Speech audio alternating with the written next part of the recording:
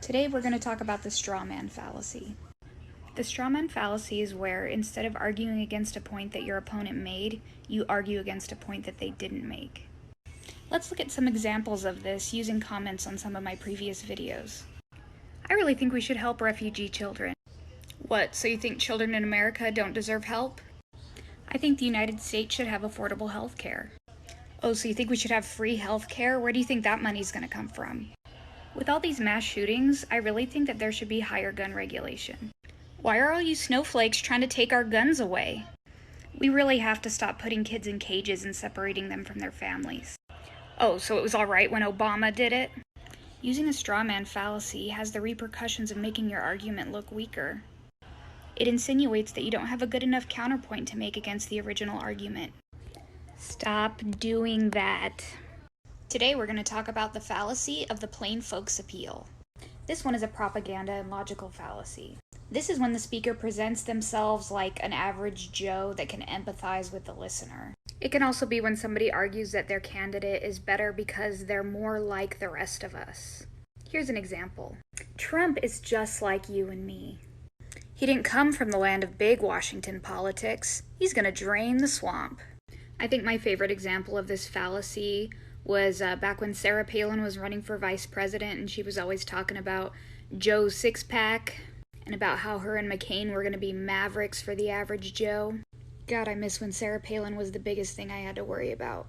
It's not just Republicans that do it, though. Almost every political candidate has used this tactic at some point or another. Anytime they're bragging about growing up in a small town or working on a farm or riding the subway to work, they're using that tactic.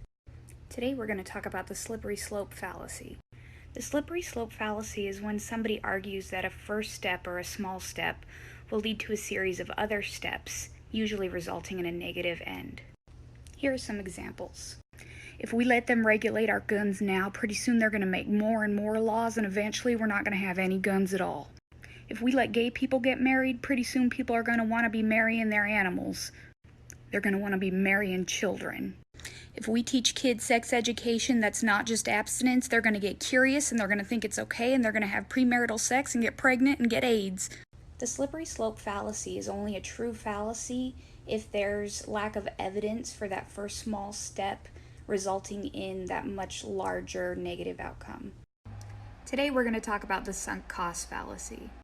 In super simplistic terms, the sunk cost fallacy is where you argue that you should put more time, money, or effort into something that's already failing, simply because you've already put a lot of money, time, or effort into it.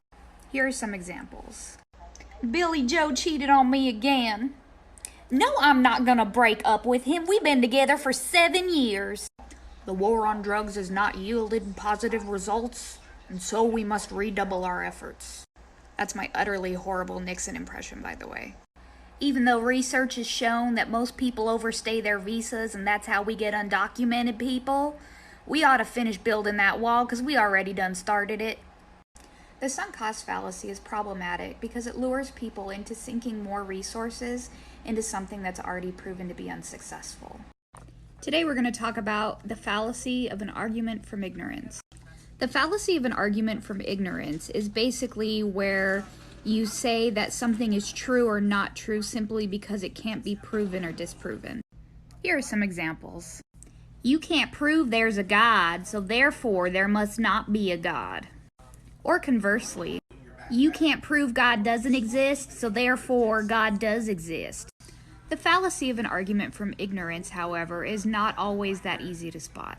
Here are some more subtle examples. If a Democrat is elected, they're going to make all firearms illegal. If a Republican is elected, we're never going to have Medicare again. So basically, making a blanketed statement that no one can prove is true or false is an example of an argument from ignorance fallacy. The general rule of thumb in a debate is that if you make a statement, you should be the one to provide evidence that backs that up. The burden of proof is on you.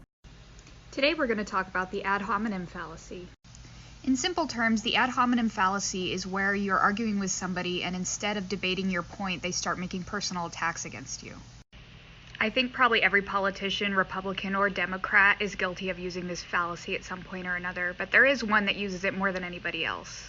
The poor guy, you got to see this guy. Oh, I don't know what I said. I don't remember. is to replenish the Social Such a Security nasty Trust woman. Fund. Rocket Man should have been handled a long time ago. Little Rocket Man. She's shocked that I picked her. She's like in a state of shock. I'm not thinking, Mr. That's President. okay. I know you're not thinking. You never do. I'm sorry? No, go ahead. Ad hominem attacks weaken your argument by insinuating that you don't actually have a counterpoint to make and so have to resort to personal attacks. Today we're going to talk about the no true Scotsman fallacy. I haven't done one of these in a long time. Did you miss it?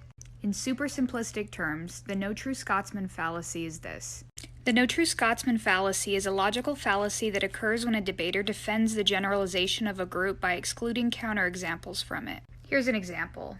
All special education teachers are wonderful human beings. My special education teacher used to lock us in a closet. Well, then she must not have been a real special education teacher. Here's another example that I encounter on TikTok quite regularly. Man, I hate it when Christians try and force their religion on me. Christians don't try and force their religion on anyone. And if they did, they're not a real Christian. I swear, Christians, I'm not trying to pick on you. Look, I made fun of myself first, okay? The truth of the matter is there are good and bad apples in every group.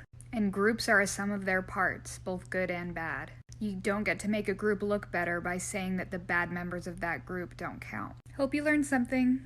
Today I wanted to talk about what I will now be referring to as the where's the line argument, where people argue we shouldn't even be having the discussion because where will we put the line? Here's a few greatest hits. What, so we're gonna let people of the same sex marry each other? Next they're gonna want to marry dogs and cows and buildings. Where will we put the line? Oh, so it's not okay for me to wear a Native American headdress as a costume? Pretty soon we won't be able to use cell phones unless we're white. Where will we put the line? Oh, so minorities exploited by white people deserve reparations? Next you're gonna tell me I owe money because my great aunt sneezed on a Hungarian immigrant. Where are we going to put the line? Oh, so you're telling me some people are trans now? Next my uncle's gonna want to be an attack helicopter. Where do we draw the line? This argument is also commonly known as the slippery slope fallacy. Look, people and issues are complicated, and just because you can't draw a detailed map locating the exact millimeter where the line lays, doesn't mean you can't make a ruling on things that are very distinctly on one side or the other of that line.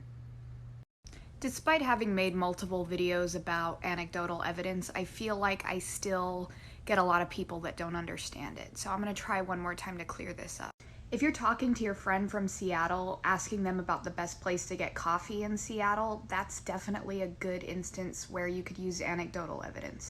If you're asking somebody how they liked living in Sweden, that's a great, example of anecdotal evidence, and that's fine. But where anecdotal evidence falls short is it only gives the experience of one person. So like on my video where I'm Googling the happiest countries on earth, I had a commenter repeatedly ask me if the person that wrote the article had lived in all those countries. And whether they had or not, it doesn't matter. Because the experience of one person does not mean that it's a rule for everybody. The person who wrote that article was simply reporting the findings of the UN, who interviewed, ran numbers and statistics for thousands of people. And the evidence of thousands is going to win over the evidence of one every time.